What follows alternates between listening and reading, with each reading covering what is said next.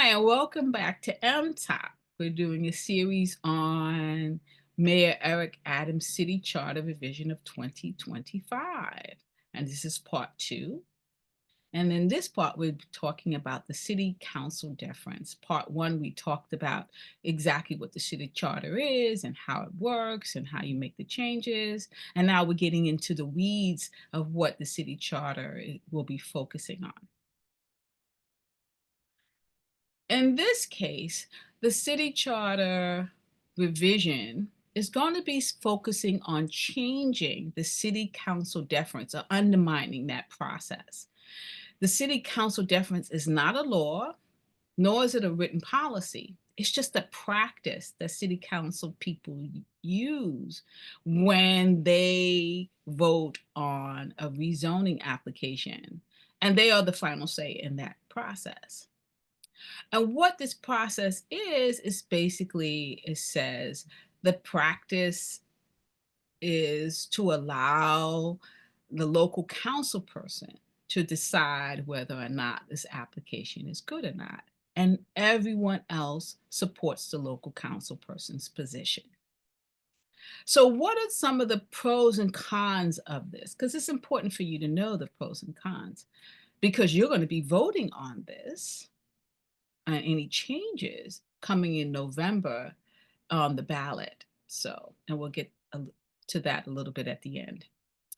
The pros, well, you have public influence and protection. So, in one case, you can, as a community, put a lot of pressure on your local city council person if there's a development in your neighborhood that you don't want, because that everyone knows the local council person has the final say.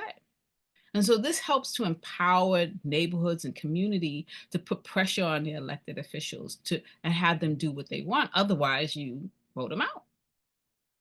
Okay. And the example was Inwood rezoning. There wasn't when the mandatory inclusionary housing program had just come into effect back in 2016. Inwood was one of the first applications, and they pushed back against this individual private rezoning application and demanded that their city council person, who was Rodriguez, say vote no. He voted no, and the application died. The other protection is the other pro is protection. And in this case, some of that protection happens with the integrity of your city council person. So that if your city council person is negotiating terms on your behalf or the community's behalf, they're doing it where it's going to benefit the community.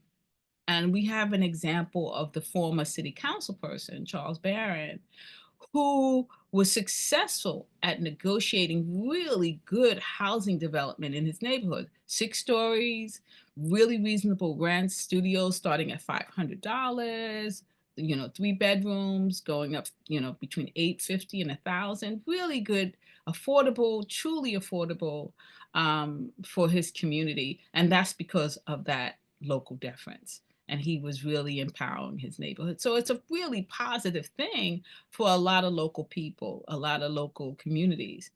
And one other thing is that there's a lot of rezoning applications that never see the light of day because of the city council deference, because a lot of city council people will not even consider it. And so you never even see it. Now, what are some of the cons?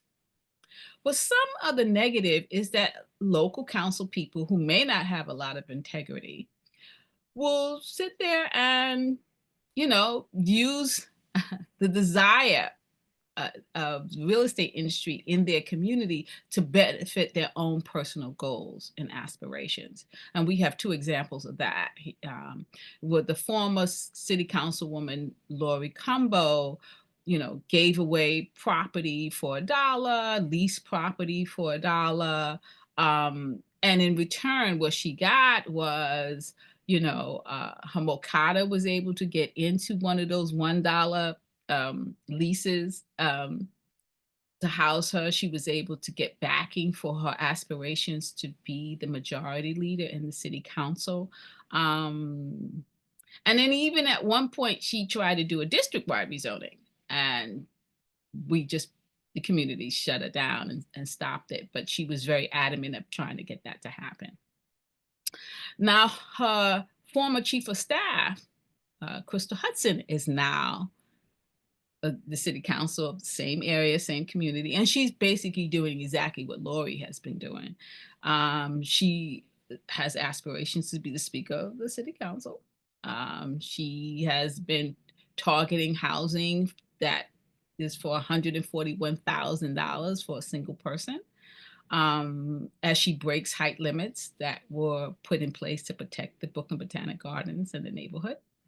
In fact, her district has the highest rate of development in Brooklyn, along with the highest rate of displacement. So it's almost as if they go hand in hand. The more development, the more displacement. And Hudson has supported a lot of Eric Adams' proposals, including the City of Yes proposal, that the community boards, the majority of her community boards had voted no for. Now, not all development gets city council deference, and this is important. There are times in which a developer is developing something, and the city council does not support the local city council person and will vote for something if the local council person says no. And in this case, it was the New York Blood Center in Manhattan. They were developing something. The local council person said no, but the city council said yes and voted for that development. The rationale was that this was not luxury towers. It was actually, an institution trying to expand itself to provide more services to the community, and it was important that that this development happen. There's also times in which the city council deference doesn't work with rezoning applications that are district-wide. So that means it's more than, a private developer. This is, a slew of streets, 80 streets, 100 streets. In this case, if the rezoning is actually covering 2 districts, so there's 2 city council districts are involved in the rezoning, sometimes what would happen is the council person who's supporting the development, they will go along with that person, and if the other council person says no, well, they would just ignore that council person. So that's how that works sometimes.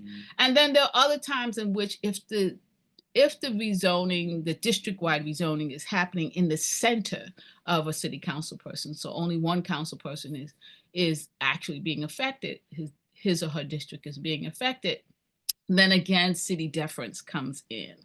And there was an example of when Borough President Reynoso was the local city council person in Bushwick. He said no to rezoning, a district-wide rezoning, because the city had refused to consider the community plan that he and his voters had created. They just said, no, we're not going to do it. So he said, okay, well, I'm not going to support it. And the city council agreed not to support it. And then that rezoning application just kind of died. Now Borough President Reynoso likes every rezoning because he now has further aspirations for himself. So he's forgotten when he said no, and now he's a yes man. So what can you do? So just to remind you, the city charter revision is in the hands of the public.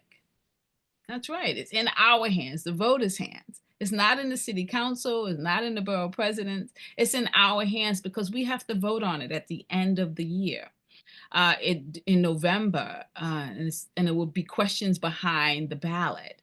So it's important that we educate people. It's important that people follow these hearings and really know what's going on so that when they asks you, the voter, you know how to vote. The first set of hearings is at happening tomorrow, February 11th, in Brooklyn between 5 and 8 p.m. It's at 9 Metro Tech Center. So please think about coming out. But there's a whole series of these meetings happening, one in each borough. So please just, Google it and you'll find out where the other hearings are happening. It's also important for you to educate people, let people know about these city charter changes and the fact that they're going to be behind the ballot, and really talk to them about the pros and cons. And then, well, we're basically saying vote no, because we can't see this particular city charter commission doing anything positive, because their whole focus was to disempower the community, which was a part of our first, a part one. So we're just asking people to vote no to it. And who are we? Well, we're MTOP, the Movement to Protect the People. We're a community-based organization that's been in existence for over a decade. We're located in the Brooklyn, Crown Heights, Flatbush area. Our main focus is on rezonings. We were the first community to stop a district-wide rezoning in a low to moderate income community of color. We filed lawsuits as pro se litigants. We made history when the City Planning Commission certified an application for the largest residential development project. And we filed a lawsuit which stopped it from passing into law, a 1% chance.